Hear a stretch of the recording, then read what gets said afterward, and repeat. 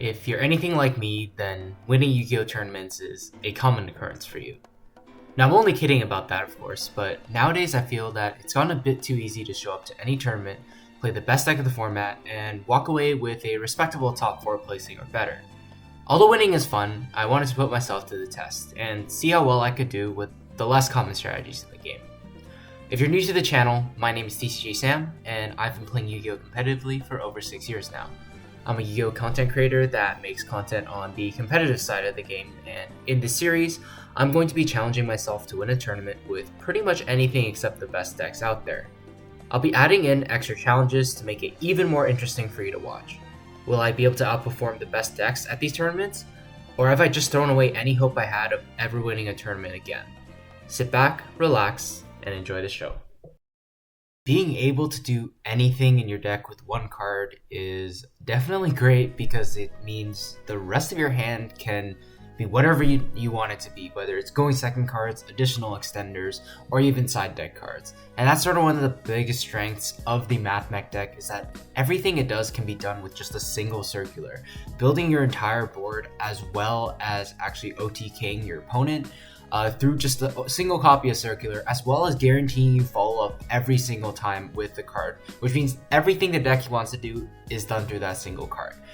And I'm not going to be playing the deck profile in the background, so you're going to be able to see what sorts of cards I'm playing, but you can see that our mathmech and Cyber's engine is sort of compact. A lot of the times we do want to start our combos with circular, which is why we're maxing out on cards like Silent Mining and Small World, so we're able to see it more often. Of course, you're able to play if you see like multiple copies of like your Cyber's extenders. So for example, like Diameter and Subtraction does give you a combo, but it is a little bit weaker than just circular alone. But you still do want to play those two extenders because it means you're able to play through hand traps a lot better, and also just gives you, of course, the option to keep playing aside from like your 9 quote-unquote starter cards.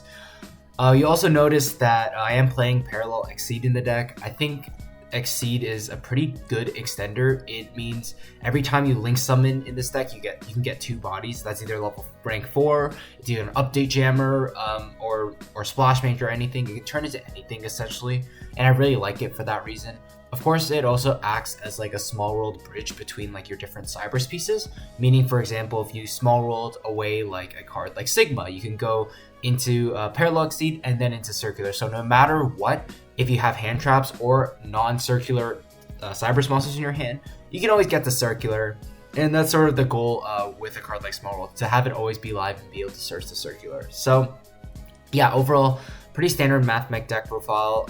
The only thing, one more thing I'll mention, is that in the extra deck, I chose to play IP Masquerena and Mech Knight Crusade Avermax for the tournament just to test it out. From my experience, it wasn't that good, so I think in the future, I would consider just cutting IP Masquerena straight up, and maybe even cutting like Link Disciple, Link Devotee, and playing like more copies of Laplacian, playing more copies of like Splash Mage, so that you're able to just play more of like a Link-centric deck where turn 1, you're just trying to turbo out Heat Soul, draw a bunch of cards, stop your opponent from killing you, and then on your opponent's turn just OTK with Access Code.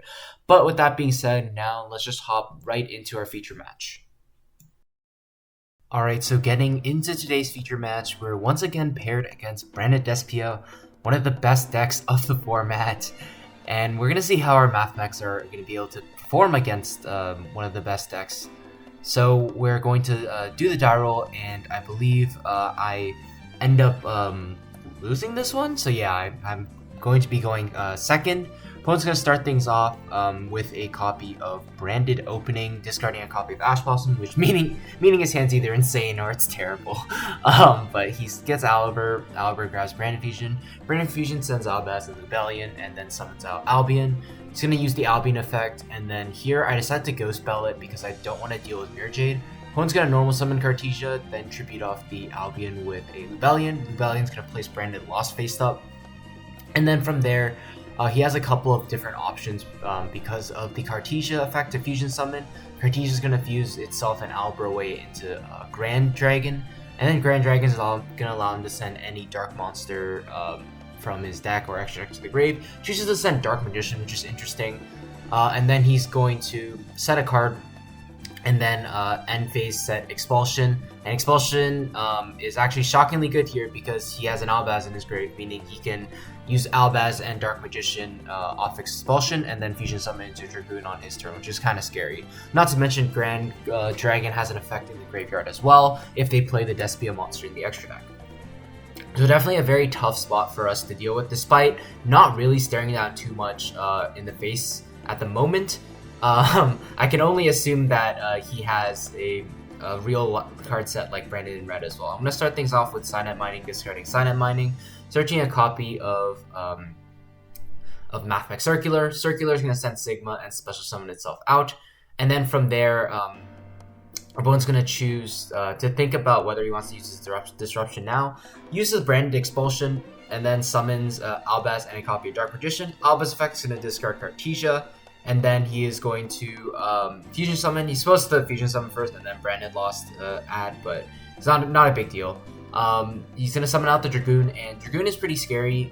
Even though we do have outs with Access Go Talker, it's still a negate that we have to face down. And in our very specific hand, we have a Parallel Exceed and 2 copies of Small World. I remember this very well because at the time I was thinking if I should just go search Lava Golem and just tribute over his Dragoon right away. But then I decide I'm going to play with the Parallel Exceed instead, since we don't have another monster to use with Small World, unfortunately. We just have 2 dead Small Worlds in our hand. It's just a really unfortunate situation. So I'm going to Link Summon into Lingaribo, Parallel Exceed, Special Summon itself and another copy out. And then from there, our opponent's going to allow it to go through. I'm going to overlay for Alan Bertian to add any Mathmech card from my deck to my hand. Normal Summoning the Diameter, Special Summoning back the Circular. And then from here, I'm thinking there are a couple of different things I can do. I can try to Link Climb, because I will have to use Access Code to out the Dragoon later on in the turn. But I'm also thinking at the same time, like, how do I play around his backward to the best of my ability? I'm going to Link Summon into a Splash Mage, and unfortunately our opponent has Branded in Red. So there isn't really much we can do to stop this. He's going to be able to summon out a Guardian Chimera, and Guardian Chimera is going to destroy 2 of our cards and let him draw a card. And then from there, there's just really not that much we can do. Like I said, we have 2 copies of Small World in our hands, so we're going to be forced to set one and pass it to our opponent. Our opponent grabs back Cartesia in the end phase. And then from there, I think he's just in the driver's seat, especially with Foolish Burial. That's going to be able to send Albion. Albion's going to be able to send a card like Retribution, and then that can add back Brandon Fusion. And then from there, we just concede since there's no way for us to come back. Moving on to the second game, we do get to go first this time, starting off with Signet Mining, discarding Sigma. That's going to grab us Circular, and then Circular is going to end up sending another copy of Sigma. Sigma's going to summon itself back, Circular is going to grab a copy of Super Factorial. And then I'm going to normal summon Diameter. I want to get Diameter out onto the board so that I'm able to grab a negate on my Alan Bertian, because I did see that he was playing hand traps, so I assumed like he would side into a card like Nibiru as well. I'm then going to Link Summon into Link Disciple, trigger the Parallel Exceed in my hand to special summon itself out, and then from here, I have a couple of different options. I'm thinking, since IP Masquerena isn't like the best in this matchup, considering Avermax doesn't really do too much, I decide to still make it to sort of like, I guess, bluff that I have something real to go into off of the IP on his turn. But I'm going to grab some Fall Off of Wicked, I'm going to summon out my Subtraction Extender, and then make a copy of Decode Talker Heat Soul. The great thing about Masquerena too is that he's not going to know like what we can summon in the extra deck. So it'll also potentially force out a battle phase. Either way, we go Small World, getting rid of Diameter to search a copy of Ash Blossom, which is very powerful against the branded deck, which is also a really great thing about a card like Small World in this deck. So opponent's going to start things off with Branded Opening to discard the copy of Tragedy, summoning out Aliber. Aliber and Tragedy is going to trigger, letting him grab Branded in Red as well as a Ad Libitum. I'm going to draw a card off of the Decode because I forgot to do it during draw phase. And on Resolution, I decide to just go use the 3 names right now. Opponent banishes Circular and not Diameter for some reason. He wasn't too familiar with the Diameter's effect to give it a negate, so he doesn't know I actually have a negate on the copy of Alan Bertian right now, which is actually potentially huge, because that's going to be able to stop his Branded in Red. I choose to negate it with the Alan Bertian, and yeah, this is when he realizes his mistake. He can't really do too much more from the spot he's in, considering he knows I have Ash Ball, so he just goes Battle Phase, kills my IP, summons out a Magnamut during the Battle Phase. I remind him that he can't beat over Heat Soul, and then he just attacks over to the Alan Bertian, and then he's going to activate Fusion Deployment in main phase 2, and I decide to not Ash Blossom it because even if he summons Cartesia, we do have an infinite impermanence to just stop it if we really want to. He's going to end up summoning a copy of Albaz to attempt to fuse. Infinite impermanence is Albaz, and then from there he's just going to go Magma during the end phase to add a Bisteel Lubellion from his deck to his hand. But then it's at this point that like we're just kind of so far ahead. We have enough like fuel on the board to already go for game, especially with Deco Talker Heatzel drawing us another card. I'm going to normal summon Diameter, special summon out another copy of Diameter, link the 2 off for a copy of Splash Mage. Splash Mage is going to summon back Diameter. Then I'm going to use Addition to make an Update Jammer, link the 2 off into a copy of Access Code Talker, Update Jammer, Access Code, and that's just enough for game. Our opponent concedes, and we move to game 3. So in game 3, we are going second again. Our opponent does decide to go first. Start things off with a copy of Gold Sarcophagus, and you can see our hand was pretty bad. It was like double parallel, double subtraction, and like I think a cyanide mining or something. It was awful. That's why I showed the camera. But he's gonna resolve Branded Fusion and then resolve the Albion right after to be able to summon Lubellion. Lubellion's gonna let him discard and shuffle back the banished Albaz and itself to summon out Mirror Jade, so he's gonna be able to resolve Lubellion as well. He has Mirror Jade, Lubellion, Branded Lost, and then he's gonna set one off Albion during the end phase, which is gonna be a copy of Branded in red. There's definitely a lot that we have to push through, and we're definitely gonna need to draw a very good card in order to be able to actually beat this.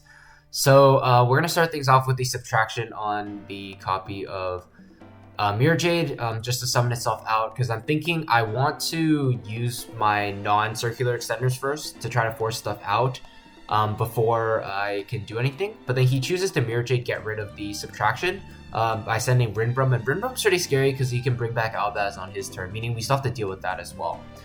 He does have Magdema too, and that's sort of the other thing about this deck. It's like we have to face Bisteels as well, and that was sort of a big problem that I didn't really have to worry about in other matchups this format.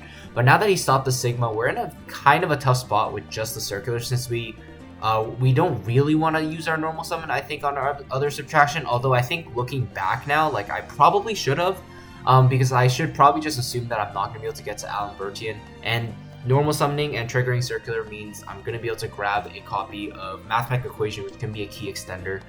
Our opponent does summon back Albaz and then suck up the Lingeribo to go into a copy of Sprint, the Iron Dash Dragon, which is okay. It just does trigger his loss, however, to grab the Luma Carrier as a monster negate. So that's something we definitely need to watch out for. Now we know he's still monster negate, we know he's Branded in red still, and it's still going to be really difficult for us to play through it.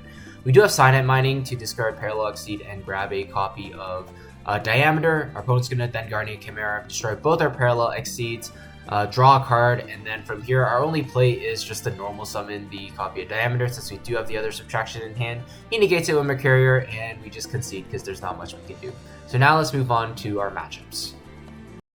So even though we do lose the feature match, we do pretty well in the tournament overall. You're going to see my matchups on the screen right now. Round 1, we played against Sorcel Tenny. We take that down 2-1.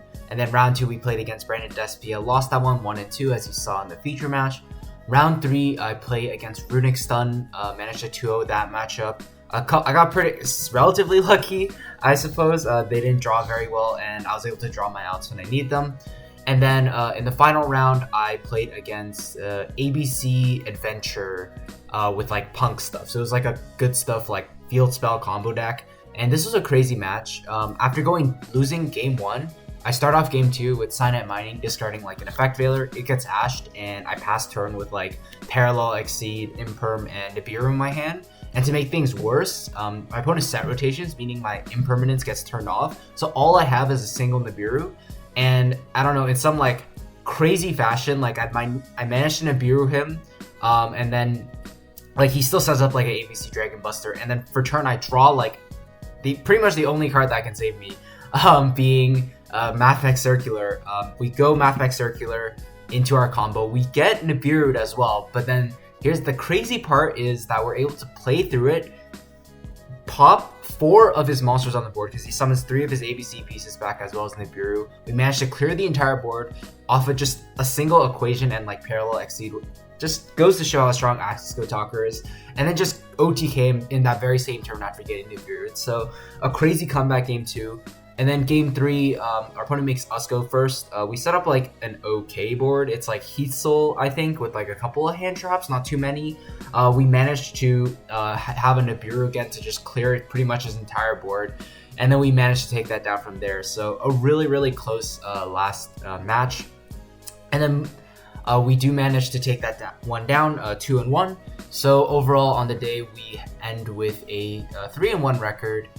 Placing top 8 after Swiss concludes. So an okay showing. I think overall I played to the best of my ability given what I had. So like, or if you remember like those hands in our feature match, like there wasn't really too much I could do with them. Wasn't too much potential for me to do anything differently. So there's not much you can do about those losses sometimes. But yeah, overall, hope you guys enjoyed the video. If you haven't checked out the full deck profile as well as the combo video, that's already up on my channel, so you can do so to learn more about the mathmech deck.